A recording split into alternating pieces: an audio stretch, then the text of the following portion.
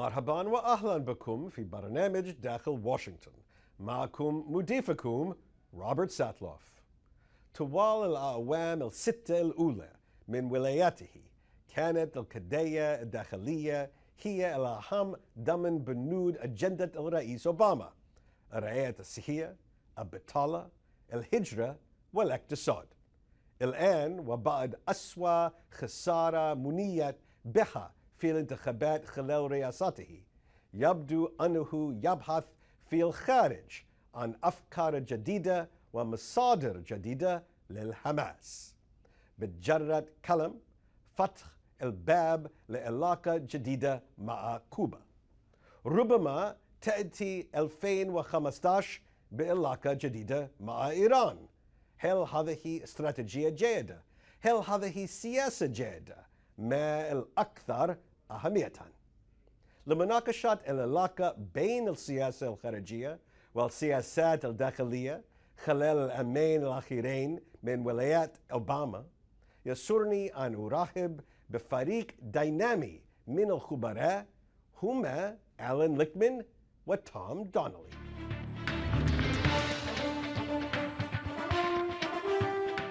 Welcome back to Dakhil, Washington. I'm here with my guests, Alan Lichtman and Tom Donnelly, to talk about what Americans want from their foreign policy and what their leaders actually do in foreign policy. So, gentlemen, thank you very much for joining me. Thank you. Pleasure. So, if you were to look at research by the Pew Research Center, public opinion in America says that Americans want, in this order of priority, their government to protect America from terrorist attacks, protect American jobs, prevent the spread of weapons of mass destruction, reduce dependence on important energy, and to combat drug trafficking.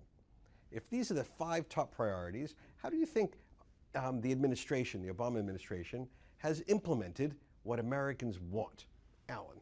Well, you know, presidents always try to implement what Americans want. But the truth is, Americans don't know beans about foreign policy. They don't follow day-to-day diplomacy. They don't follow events around the world. Even half of Americans knew little or nothing about Obama's initiatives on immigration and to Cuba. But certainly we haven't had any terrorist attacks. We are less dependent on foreign oil. We are never going to solve the drug problem, so we can absolutely entirely forget about that one. And so generally, the president has been fulfilling Americans' expectations as best as you would expect a leader to do at this point. Weapons of mass destruction, not so good, but that's not really all that much in Obama's hands. He's tried to do the best he can, but Americans have little control over that. So Americans should be pleased with what the administration is doing. If the checklist were actually a true indicator of what Americans want, that's true. Except, of course, Alan didn't mention the jobs part, which is not so much a foreign policy issue, but on the other hand, it's not something that, at least until lately, the president could point to with pride. I think it's better to actually look at history than the polls to understand, because there's been a fairly consistent pattern of American foreign policy for decades and decades and decades that most presidents have followed. And it's a little bit of an open question as to whether President Obama is really making a course change that deviates from what you would, for not to be too pompous about it, the post-World War II norm. So we've been heading in a pretty steady course for about 75 years, but it's conceivable that we may be making a hard turn away from that. You know, I thought that might happen with Obama. But I think for the most part, he's followed fairly consistently with the policies of the last 75 years and made less of a break with the Bush administration than many of his base would have expected. I would have said that up until a couple of years ago. I think actually the sort of withdrawal most markedly from the Middle East, if you compare where we are now to where we were in 2008, 2009, it's pretty striking. But we also see the same thing in Europe, and the Pacific pivot, which was supposed to be the big new direction that the administration was going to pursue, has been a little bit all hat and no cattle, as they say in Texas. I don't want to beat a dead horse about relying on public opinion polls, but when Americans were asked to list a number of priorities, lowest on their list was to promote democracy abroad, only closely followed by promoting human rights abroad. Is this out of ordinary for Americans in the post-war period? And secondly, how closely does that track with what the Obama administration has been following in the last couple of years? Well, I would say actually it's sort of so obvious that we don't need to mention it to a certain degree. And of course, there's probably still an overhang from the Bush years without knowing the history of the polling on this. But again, you sort of look at our patterns of behavior over decades and decades. We do like or prefer to deal with regimes, with governments that are more like us than less like us. We still have to, deal with the world as it is. But the record of, the growth in democratic governments under an American umbrella, if you will, is pretty remarkable over the last 5 or 6 decades. There didn't used to be so many democracies in Europe, and there didn't used to be democracies in East Asia otherwise, either. So, it's something that we feel very deeply about, but maybe we don't like to talk about so much. I also think people don't think it directly affects their lives.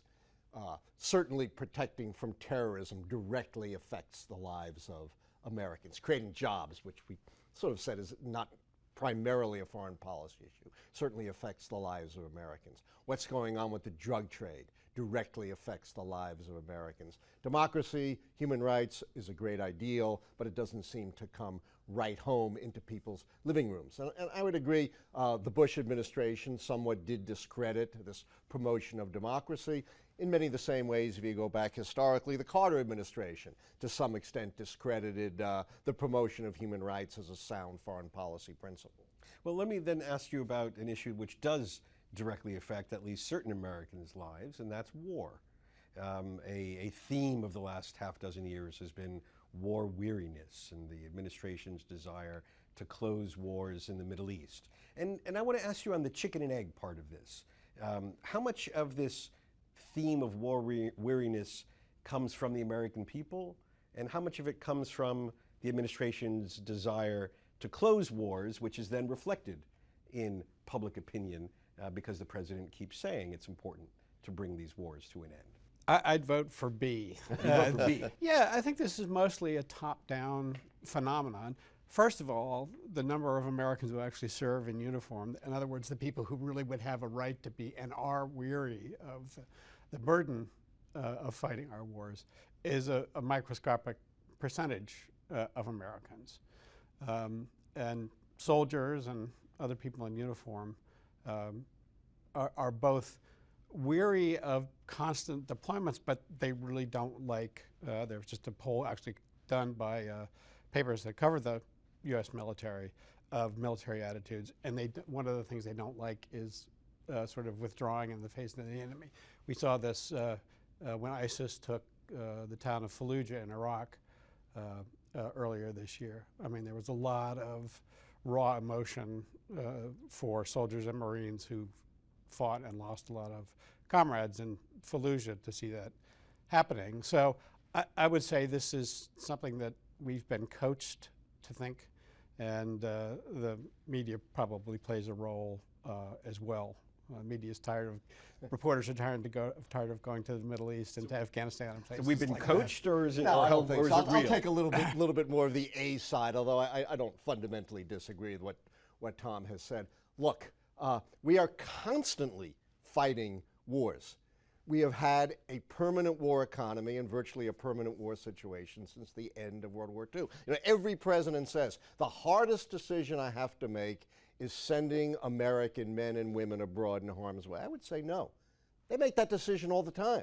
The hardest decision they have to make is not sending American women and men abroad in harm's way. It's not as if we suddenly withdrew from Afghanistan, we haven't quite done that yet, but from Iraq, we've been fighting these wars for over a decade, twice as long or more than we fought World War II. It's not as if we haven't given these countries a chance to decide their own destinies and shape their own future. In addition, I believe historically, support and non-support for wars follows a predictable cycle. You do get this rally around the flag effect very early on in the war. We saw it in Iraq, we saw it in Afghanistan, we saw it in the early stages of the Vietnam War. Then as casualties pile up, as the war seems to be having no clear end and no clear solution, Americans lose the support for the war. Today, most Americans believe the war in Iraq was a mistake to start from and support withdrawal from these countries. So I don't think it's just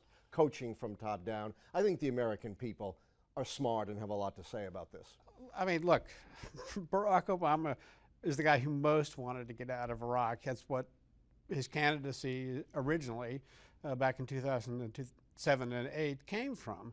Yet he finds himself recommitted, and of course the number of troops keeps creeping up on a daily basis without objection or important objection from anybody, left, right, or center. It's also the Nancy Pelosi Congress also gave George Bush every Iraq dime that the president asked for. So the tolerance to the degree that the Congress reflects public opinion, the tolerance for extended military commitments is something that, again, the record of history speaks much louder than the polling does. Okay, when we come back, one quick point. Wait, hold. Sorry, when we come back, I do want to ask you about how the president navigates a turn on re-engaging with military conflict in the Middle East. We'll talk about that in just a moment with our guests.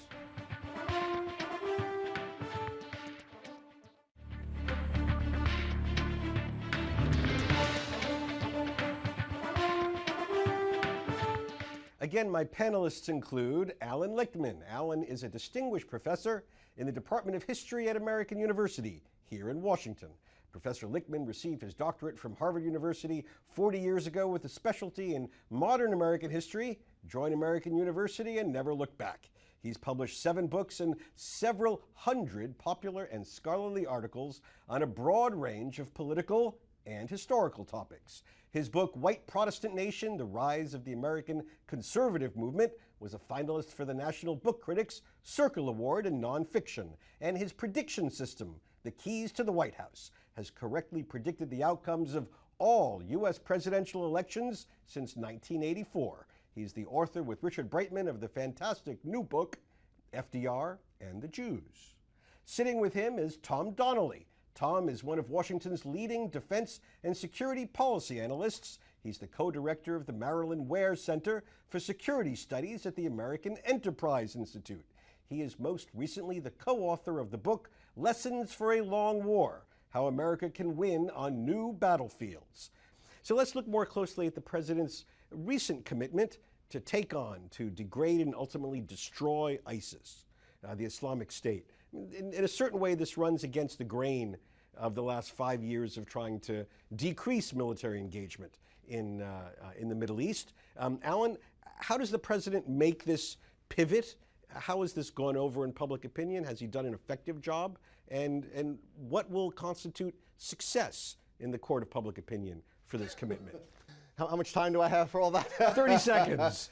Look, the president didn't make this pivot. He was forced into this pivot. You know, the world has a way of grasping your attention despite your best of intentions. This is the last thing President Obama wanted, but it's something he absolutely had to do. He could not allow ISIS to rampage across the Middle East. And so far his response has been pretty measured. He hasn't restarted the Iraqi war. He hasn't sent tens of thousands of troops to fight in the ground. He has mainly fought an air war. He seems to have considerable support. He's done his best to try to put together a coalition. At first it looked pretty weak. Maybe it's ramping up a bit, taking a page from George H.W. Bush and his coalition and throwing Saddam Hussein out of Kuwait. And at this point it's a very unfinished business. It's an incomplete. But I don't think an air war alone is probably likely to defeat ISIS. But yeah, I mean, you could say the president's actually trying to, or pass it on to the next president. Which you probably will. Look, I mean, the military just said a week or so ago that it'll take 3 years for the Iraqi army to be built to the point where it can even think about. Didn't we hear that 10 years ago? And we'll hear it 10 years from now, I'm pretty sure. And of course, the ISIS problem is worse in Syria than it is in Iraq. So if the president was serious about his objectives, which are more consonant with traditional American foreign policy, the degradation and ultimate destruction of this very state-like but very extremist entity, an intolerable presence in the Middle East, it's something that's going to take a long time, a larger effort, and a larger American effort than so far this president has been willing to commit to. And again, it's something that he's certainly going to hand over to his successor. Do you think that that the American people would be willing to devote more resources, including people, to achieve the objective, or do you think the president is right to keep the aspirations low throughout the balance of his term and focus on other items? Having degraded the value of polling in foreign policy making, I will now do a 180-degree reversal. There you go. Because it's notable that when the case was made, people were quite willing to accept boots on the ground, something the president didn't want to do, but they naturally came to the conclusion that an air war alone was not going to solve the problem, and they were willing, particularly upon hearing from military commanders, to recommit American land forces to defeating this enemy. So, again, I would think with leadership that both President Obama and any American president could exact from the body politic the resources necessary were they available. Right now, of course, I pointed this out at the beginning of the show. You have this cycle. You have the rally around the flag effect, and then when inevitably, in places like Syria and Iraq, the effort bogs down, it turns around 180 degrees. And you've got to understand that historical cycle and indeed not get too caught up in the polling of the moment. So is he missing an opportunity by not taking advantage of the rally around the flag, or is he right to expect that eventually it'll get to be a swamp, so don't invest in it now? I would not, I advise the president, and I'm not, he doesn't listen to me at all, I would advise him to stay on course. Okay, let's change topics for a minute, because the president threw a December surprise, as it were, the opening to Cuba, a major foreign policy initiative, secret diplomacy, led to a 180-degree change in our policy. What's the politics here? Do the politics overall work on this? I think they work really well. Look, there's an old saying, when you're in a hole, stop digging. We've been in a hole for over 50 years. Our policy towards Cuba has been an utter disaster, beginning with the disastrous Bay of Pigs invasion, when we totally misunderstood the nature of the Cuban Revolution, to these foolhardy attempts to assassinate Fidel Castro, to coming to the brink of nuclear war in the Cuban Missile Crisis, and over a period of 50 years, isolating ourselves with our policy of non-recognition, the embargo, etc. We are the only nation in the Western Hemisphere that doesn't recognize Cuba. And indeed, politically, it is a brilliant move because Americans overall support it, and it divides the Cuban-American population. The younger, the future of the Cuban-American community very much support this initiative, even though some of the older folks, people my age who still remember the grim days of Fidel Castro, don't. And it puts the Republicans in a very difficult spot. Are you going to antagonize a lot of Latino voters who you need to get at least better than 30% in the next election to win, or are you going to go along with this policy? I actually think it's so trivial. It reminds us now how unimportant Cuba is. This is no longer the Cold War, as the president rightly observed. I disagree a little bit. I agree with you. It's not the Cold War. Cuba's not that important symbolically. Cuba is very important, and politics are all about symbolism. I think that's symbolic to the extreme left and the extreme right. The Cuban American community and the dead-end Cold Warriors care about it, and the sort of faculty lounge left cares about it, and most Americans hope that they Where's can go that on faculty lounge? I haven't found it. All right, gentlemen, we have less than a minute to go, so let me ask you very briefly. 2015, what do you think is the top priority that the president would like to achieve in foreign policy? Tom. I think a nuclear deal with Iran, or if that fails, and this is probably beyond the scope of the possible, but a nuclear deal with the Russians as well. I think he would like to make a further imprint on nuclear affairs. I agree with both of those, and I'll just add in our New Year's wish list some progress on settling the conflict between the Israelis and the Palestinians, which Dwight Eisenhower said in 1956, 58 years ago, unless we settle that, nothing gets settled in the Middle East. So he has quite an agenda on foreign policy Wish for list. 2015. A lot of things he'd like to do, but probably won't be able to accomplish. All right, gentlemen, thank you very much for joining me. Wishing both of you a very happy and healthy 2015. Thanks very much. بهذا نصل إلى نهاية هذه الحلقة من برنامج داخل واشنطن. إذا كانت لديكم أي استفسارات أو تعليقات حول هذه الحلقة، وخاصة حول تأثير الرأي العام على السياسة الخارجية الأمريكية، أرجو أن تتصلوا بي مباشرة على عنوان البريد الإلكتروني التالي insidewashington@alhura.com. معكم روبرت ساتلوف. شكرا لكم وإلى اللقاء.